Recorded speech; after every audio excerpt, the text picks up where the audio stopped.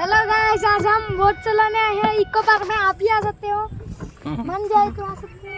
और वो देखो, वो दूसरे लोग भी आए हैं हमारे साथ। वो अलग गांव में बैठे, हमारे गांव में ये सर हम नाव खमा रहे हैं। बड़ा बड़ा कर दिया है तुमको। ये ठीक से अब देखो, मैं कैसे रेस लगता हूँ। मास मछली है गाइस, मछली है। पकड़ना पड़ेगा।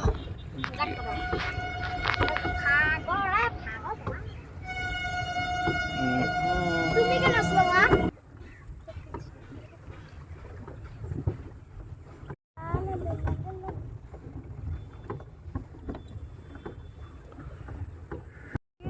Bro, what's up, bro?